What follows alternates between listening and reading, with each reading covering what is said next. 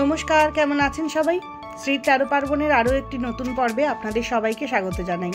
আজ রবিবার, কম খাটুনিতে যদি একটা সুন্দর রেসিপি তৈরি করা যায় তাহলে আর কি চাই। আজকের পর্বের রেসিপি চিংড়ির মালাইকারি। এই পদটিও আমরা বাড়িতে প্রায়শই বানিয়ে থাকি, তবে আমি কিন্তু পেঁয়াজ আর রসুন ছাড়া বানাই। কি করে বানাই চলুন দেখে নিই তাহলে। চিংড়ির মালাইকারি বানাবার জন্য আমি নিয়েছি 500 গ্রাম বাগদা চিংড়ি, এর বদলে গলদা চিংড়িও নিতে পারেন। চিংড়ির চোখ, সুর আর দাঁড়াগুলোকে কেটে নিয়েছি, আর মাঝখানে যে একটা কালো সুতো থাকে সেটাকেও বার করে নিয়েছি, শুধু লেজের অংশটুকু রেখে দিয়েছি।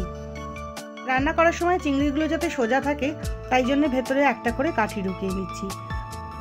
মাথার দিক থেকে কাঠিটা ঢুকিয়ে লেজের দিকে বার করলে চিংড়ি মাছটা একদম সোজা থাকবে, তবে এটা অবশ্যই অপশনাল, ইচ্ছে করলে নাও করতে পারেন।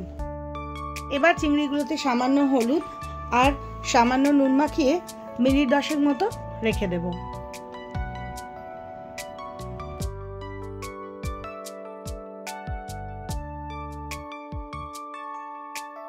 একটা মাঝারি নারকেলকে কুড়িয়ে নিয়েছি, পুরো নারকেল কোড়ানোটাকে একটা মিক্সার গ্রাইন্ডার জারে নিয়ে নিচ্ছি। এবার ওর মধ্যে দিয়ে দেবো সামান্য একটু জল, এই 3-4 চামচ মতো জল দিলাম। তারপরে একটা মিহি পেস্ট বানিয়ে নেব। পেস্টটা বানানো হয়ে গেলে পরে 3 চামচ মতো নারকেল পেস্ট আলাদা করে রেখে দেবো পরে ব্যবহার করার জন্য।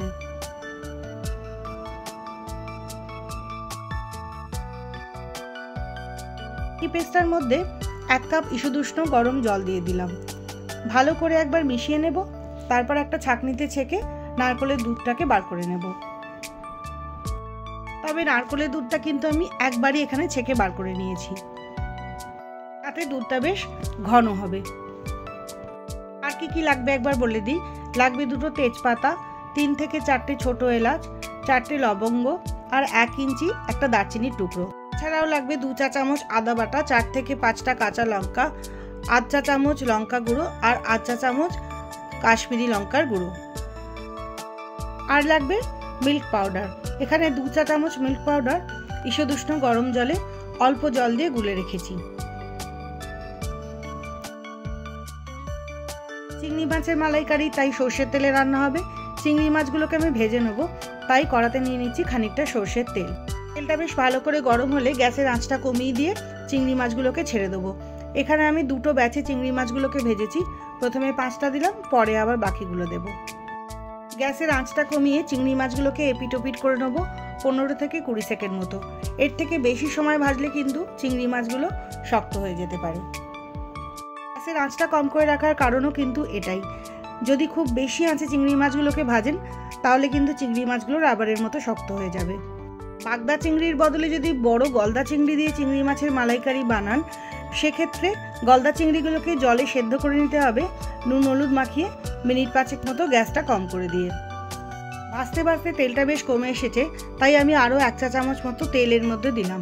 দিয়ে দেবো 2টো তেজপাতা, গরম মশলাটা একটু থেতো করে নিয়েছি, এবার গরম মশলাটাও দিয়ে দেবো ফোড়নে। একটু নাড়াচাড়া করে সুন্দর গন্ধ বেরোলে তারপরে দিয়ে দেবো 2 চামচ আদা বাটা। আদা বাটাটা দিয়েই 1 চিমটে নুন দিয়ে দেবো যাতে আদাটা না ছিটকোয়। গ্যাসের আঁচটা কমে রেখেই আদাটাকে সামান্য একটুক্ষণ নাড়াচাড়া করতে হবে যাতে আদাটা সুন্দরভাবে রান্না হয়ে যায়। আদার কাঁচা ভাবটা চলে গেলে এবার এর মধ্যে দিয়ে দেবো সামান্য একটু জল, দিয়ে দেবো 1/2 চা চামচ কাশ্মীরি লঙ্কার গুঁড়ো, 1/2 চা চামচ লঙ্কার গুঁড়ো, আর দিয়ে দেবো 4 থেকে 5টা কাঁচা লঙ্কা। তবে অবশ্যই যে যেমন ঝাল খান তেমনই দেবেন। যদি এর থেকে কম লঙ্কা পছন্দ করেন তাহলে এর থেকে কম লঙ্কা অবশ্যই দিতে পারেন। মশলাটা সামান্য ফুটতে শুরু করলেই এবার দিয়ে দেবো নারকেলের দুধটাও। নারকেলের দুধটা দেওয়ার সময় কিন্তু গ্যাসের আঁচটাকে লো মিডিয়ামে রেখেছি। একবার ভালো করে সব মশলার সাথে মিশিয়ে নেব। এবার দিয়ে দেবো স্বাদ মতো নুন, সঙ্গে দিয়ে দেবো 1 চা চামচ চিনিও। নারকেলের দুধে অল্প মিষ্টি থাকে, তাই খুব বেশি মিষ্টি দিলাম না। দুধটা যখন বেশ ভালোভাবে ফুটে উঠবে তখন দিয়ে দেবো যে নারকেল বাটাটা রেখে দিয়েছিলাম, সেই নারকেল বাটাটা। নারকেল বাটাটা দিয়ে ভালো করে একবার মিশিয়ে নেব। এবার গ্রেভিটাকে ফুটতে দিতে হবে। ফুটে ফুটে গ্রেভিটা বেশ ভালো করে ঘন হয়ে এলে তখন দিয়ে দেবো ভাজা চিংড়ি মাছগুলো। গ্যাসের ফ্লেমটা কিন্তু এই সময় লো মিডিয়ামেই থাকবে। খুব ভালো করে চিংড়ি মাছগুলোকে গ্রেভির সাথে একবার মিশিয়ে নেব, তারপরে খানিকটা রান্না হতে দেব। গ্রেভিটা একবার ফুটে উঠলেই দিয়ে দেবো মিল্ক পাউডার গোলাটাও। হালকা হাতে একবার ভালো করে সব উপকরণগুলোকে মিশিয়ে নেব, দিয়ে গ্যাসটাকে লো করে 1 মিনিটের জন্য চাপা দিয়ে দেব। মাছটা আগে থেকেই ভাজা ছিল, তাই 1 মিনিট চাপা দেওয়া থাকলেই চিংড়ি মাছটা সেদ্ধ হয়ে যাবে।